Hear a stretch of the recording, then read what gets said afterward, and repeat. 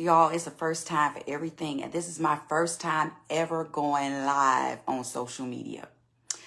I had to break through the mindset of opinions of what people would think. What if I make a mistake? Maybe I'm not eloquent enough in my words. Y'all, it's the first time for everything. And see, I'm doing dual cameras. So I want to talk about my experience of how God blessed me at the Millions Conference. And one of the things they said at the conference was be comfortable receiving gifts. We have to be comfortable receiving from the Lord. Sometimes we feel like we might not be worthy. I'm not good enough. These are all evil mindsets. These are all strongholds that have to be cast down. And I am thankful for what the Lord is doing in me and maturing me to see who I am in Christ.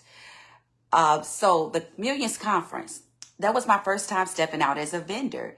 So I was a vendor at the Millions Conference, and y'all, just being in the room with like-minded people, it shifted my whole mindset. It like gave me like the I don't know, something extra, an extra push and an extra drive to, go into, being successful, doing the business, like writing the book. And so when I was at the conference, I promoted my book. And that was, I enjoyed it. I enjoyed it so much. It was a privilege to be at that conference. It was a privilege to be a vendor, and how they treated the vendors was like a spirit of excellence, and you just felt the presence of God. What I loved about the conference was that not only did you learn about business things, but it broke strongholds. It broke altars of poverty. It broke strongholds in the mind about bringing down the limitations of what we see as being the highest thing that we could achieve in the Lord, like thinking that, such certain amount is a lot of money when God is a God of abundance. But let me tell you what God did. So I went to the conference, and she had offered the tickets for free, but I paid for the general, and the price was like maybe $97, and that doesn't compare to the amount of information you received. It was the amount of information, the wealth of information you received was far exceed the amount that I paid. Well, I was a vendor, so I paid the price as a vendor, but I only went because the Lord instructed me to go. Had it not been for the God, I would not have went. If he did not tell me to go, y'all, I would not have went to that conference. But I felt the presence of God, so I went to the conference.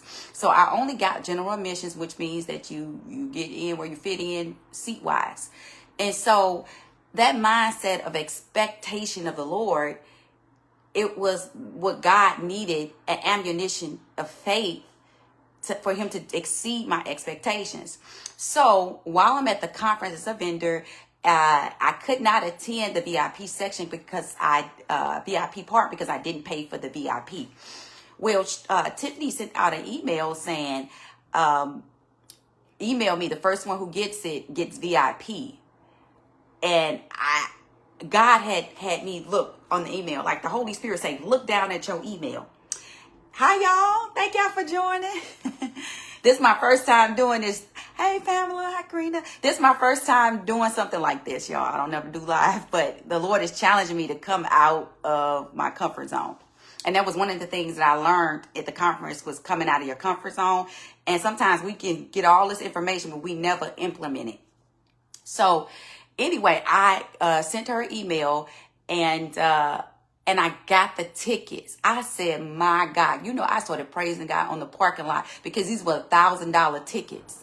And so I sent the email for one, and I said, can I push this and get two? Go ahead. So I pushed it. Laura was like, go ahead. So I pushed it, and she said, you got two tickets. So that was two free tickets, $1,000 a piece. And I got to attend the VIP. And with the people that were there, it was such a wealth of information about business. And those are the wealth of information. It was like practical things that you can do in order to build your business, to scale your business, to grow, to start. I was just so thankful for that. But I went as a vendor to sell my book. So to get there, the process of doing the book was straight warfare. I mean, but to God be the glory. I hired someone and it get done in time, so I couldn't have the books in time for the conference, but I didn't let that discourage me. So I went anyway. And in the process, God allowed me to connect with different things that I think would be like destiny helpers. But the book is strictly about, it was about warfare. It was about the process of getting to the point where I am. And it talked about some of the strategies of what the enemy does in order to keep us from walking in our purpose. How he will send people into your life. He will send distractions, but it's never about you. It's always about the souls that are connected to you. See, the enemy wanted me to backslide. He wanted me out of the will of the Lord so that my family couldn't come in, or even other souls that are connected to me. And, but I'm thankful that he did not prosper. He did not succeed.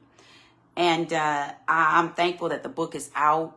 So I would say, get the copy. It might not be for everybody, but I believe that it will bless you when you read it, because it will show you some, giving you an example of, like, I pull you into that time in my life, which I'm in a different place now, of what I went through, how I thought, and how the enemy was able to bring a Delilah into my life, and even the warfare I went through concerning a family member. And that's all I want to do. I wanted to be obedient, doing a live. And I'm just thankful for what the Lord is doing in this season. And that's it. So I was like, if I mess up, this is my first time. The more you do it, the better you get. So, but I do want to read one portion out of my book. And I just want to read the beginning, and then I'm going to talk about it a little bit. And that was the chapter 1. And I'm not even going to focus on the warfare that happened before I released this book. I'm just going to talk about what's in the book, and then I'm going to talk about it a little bit. So in chapter 1, it says, in my dream, I was surrounded by several gargoyle-looking evil beings with wings. And as I was going straight up in the air, we were fighting. If someone was to see the battle, they would say it was a tie. The demonic beings were fighting me all the way as I traveled upwards. Then I heard a peaceful, audible voice telling me to get up. I woke up alert out of that dream. I woke up to peace, which was strange, given the dream I just had.